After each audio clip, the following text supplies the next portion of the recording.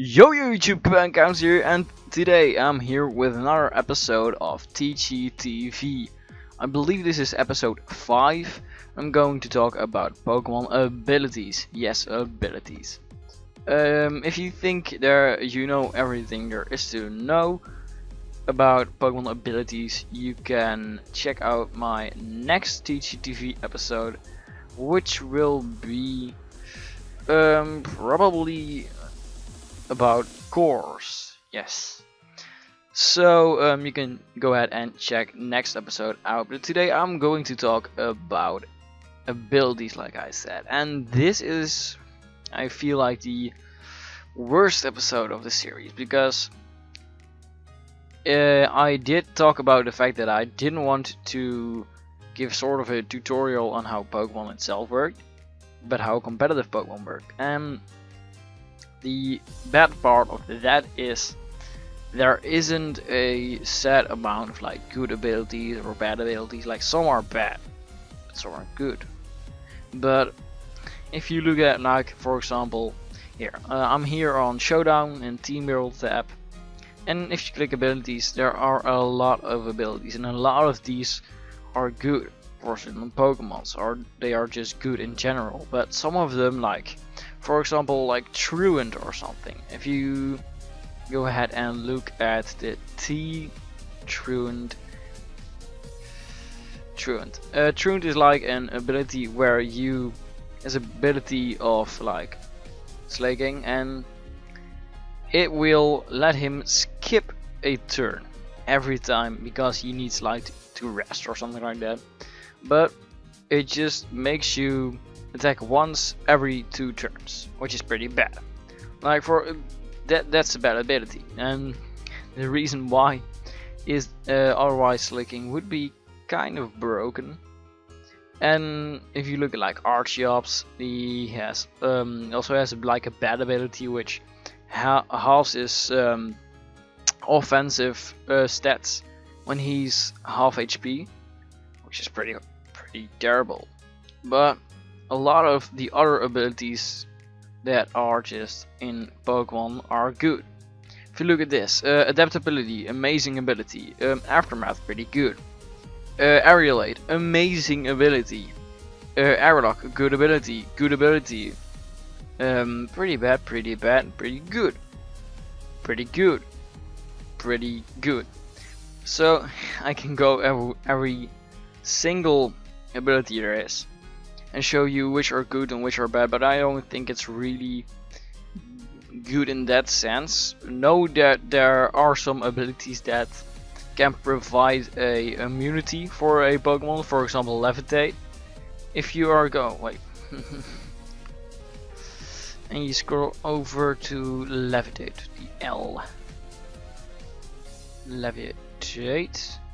Yes, if you look at all of those Pokemon that get Levitate, like Uxie, Mesprit, Rotom is very important to keep in mind to get the ability Levitate. For example, Rotom Wash right here. Rotom Wash is a electric water type, so you would guess it will be weak versus grass and ground. But it's not really the truth, because of the ability Levitate. He can get hit with ground type moves, so it provides him a immunity. If you look at abilities like Heatran has the ability Flash Fire, which grants him an immunity for fire type moves. So if you hit this thing with a flamethrower, it will actually boost his fire type moves, so he can actually boosts his offense if you attack him with a fire type move.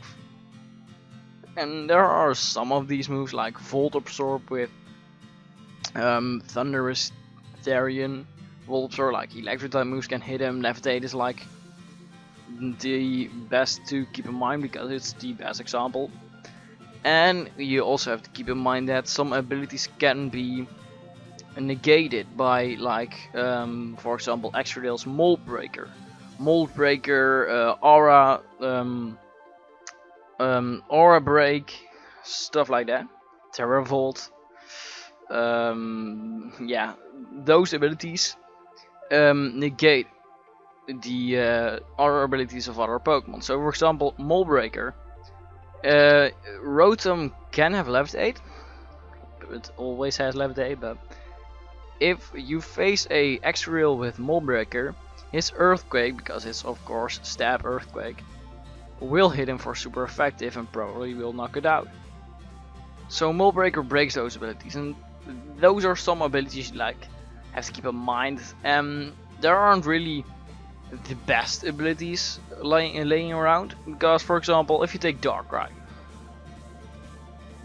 has the ability Bad Dreams, and Bad Dreams pretty much, if you put something asleep, for Darkrai, it's with the move Dark Void. If you use Dark Void, your deck for it, you can put something asleep. It actually chips 1/8 of the opposing Pokemon's health every turn. So it's pretty good for Darkrai. You can put something asleep and actually gain some momentum, chip damage, which is pretty nice. But if you would give a Pokemon like Heatran here Bad Dreams, Heatran doesn't get Dark Void. No. It doesn't get Hypnosis. No. It doesn't get Sleep Powder. No. So Heatran would pretty much laugh at that ability and would be hindered by it. So some abilities work with certain Pokemons and some don't. That's pretty much it. What are the best abilities in my opinion? Well, like I said, there aren't really the best abilities, but if you look at like OU, Regenerator is an amazing ability for Amoonguss. Huge Power is an amazing ability, especially for one like Azurill. Sorry. Defiant is pretty good for Bisharp. Technician is really good for Breloom. Natural Cure is really good for Chansey. Tough Glass, amazing for Charizard X. Drought, amazing for Charizard Y. So they are good for those Pokemon. So there isn't really a set best ability. So that's pretty much it I have to tell about abilities. So yeah, some abilities don't actually have a competitive use. For example, look at Ponyta's ability Runaway, no competitive use. So if you want to build a team or something like that, do keep in mind what ability the Pokemon has, because sometimes it's a birthless, and sometimes it might just benefit your Pokemon even though you wouldn't think it would benefit that Pokemon. But like I said, that's pretty much it I have to tell about abilities. Next episode, like I said, will be about Pokemon cores. And yeah, I'm thinking to end it off right here. Yeah. So I think I will see you guys next time. And it's better than Will-O-Wisp in my opinion, because it does force chip damage, which is really nice. So that's why it's called so good.